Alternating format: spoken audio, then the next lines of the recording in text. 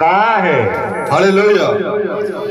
मत्ती का पत्र 2 बाब और पहले अध्याय में लिखा है, हेरोदेस राजा के दिनों में जब यहूदियों के बैतलहम में यीशु का जन्म हुआ तो पूर्व के कई ज्योतिषी यरूशलेम में आकर पूछने लगे, यहूदियों का राजा जिसका जन्म हुआ है कहाँ है? क्योंकि हमारे पूर्व में उसका तारा देखा है और उसको प्रणाम करने आए हैं। हालेलुया। क्योंकि जब यीशु मसीह का जन्म हुआ तो एक तारा निकला और यहूदी लोगों के बीच में आकर ज्योतिषी पूछने लगे कि यहूदियों के राजा का जन्म कहाँ हुआ है, क्योंकि हम उसे क्या करने आए? प्रणाम। प्रणाम का मतलब उसे नमस्कार करने आए हैं। हाँ जी।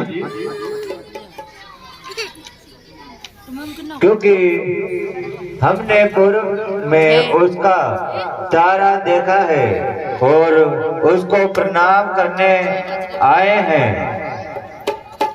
ये सुनकर हेरोदेस राजा और उसके साथ सारे यरूशलेम घबरा गए। हालेलुया। ये सुनकर हेरोदेस राजा और उसके साथ सारा यरूशलेम घबरा गया। हाँ जी। तब उसने लोगों के सब प्रधान याजकों और शास्त्रियों को इकट्ठा करके उनसे पूछा, मसीह का जन्म कहाँ होगा? हेरोदेस का राजा था जो उसने बहुत से ज्योतिषियों को, बहुत से प्रधानों को इकट्ठा किया और इकट्ठा कर पूछ रहा है वो कि मसीह का जन्म कहाँ होना चाहिए, राजों के पास या किसी और जगह में। हालेलुया। क्योंकि हेरोदेस राजा समझता था कि वो जो यीशु का जन्म होगा तो हम राजों के पास ही होगा, लेकिन मसीह का जो मकसद था वे किसी राजों के पास जन्म लेने का नहीं था, बल्कि लोगों को छुटकारा देने का, गरीबों को, दुखियों को, बीमारों को, परेशानों को आजाद करने का मकसद था। हाँ जी।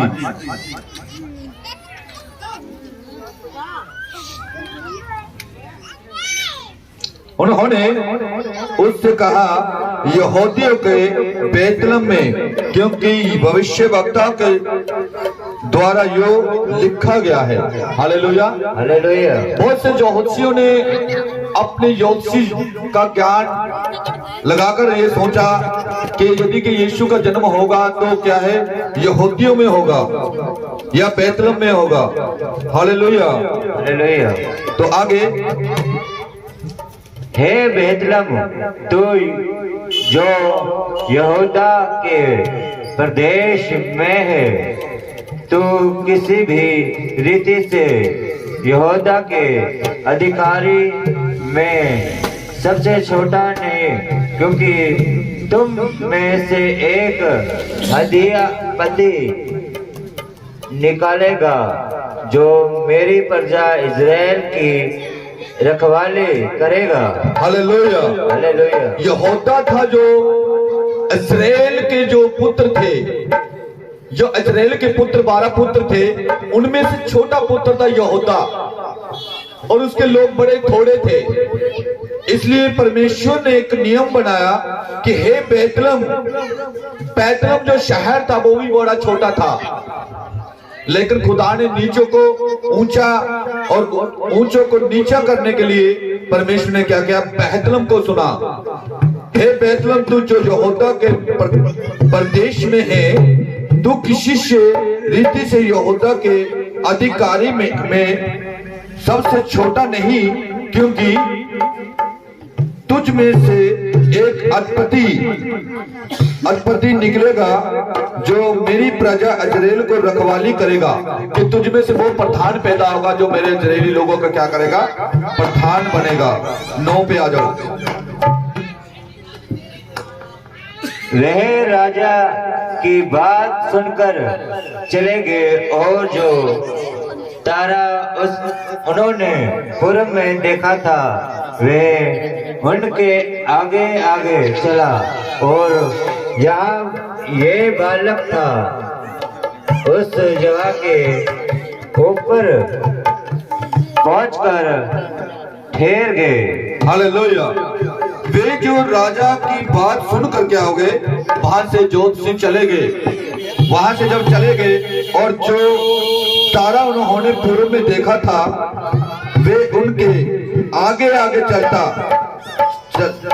और वे बालक था उस जगह के ऊपर पहुंचकर ठहर गया। कि जब वो चले गए जहां पर वो तारा रुका उस जगह पर क्या यीशु मसीह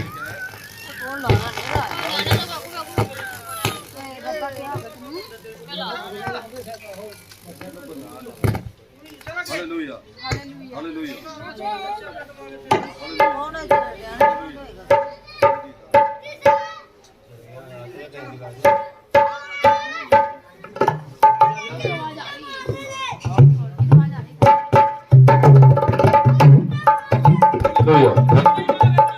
हालेलुया हालेलुया हालेलुया हालेलुया ओए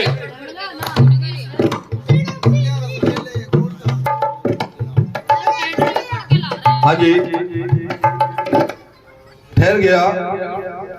उस तारे को देखकर वे अति आनंदित हुए।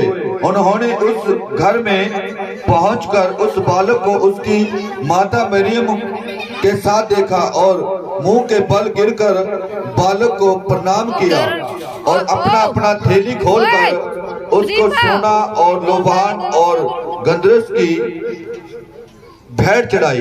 हालेलुया।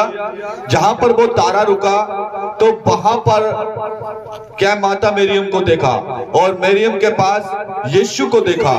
और जो ज्योतिषी आए थे उन्होंने क्या करा, अपनी अपनी थैली निकाली। जैसे कि हम घूमते हैं, थैली तो होती नहीं लोगों के पास, क्या आती जेबे, बोते डाल देते हैं जेबों में से बोते, उसे भेंट कहते हैं। इसी तरह यीशु के पास वो भी आए और अपनी अपनी कोई सोना, कोई लोभान, कोई गंधरस लेकर यीशु मसीह के आगे क्या करे, भेंट चढ़ाई। हाँ जी। तब सभन में 12 से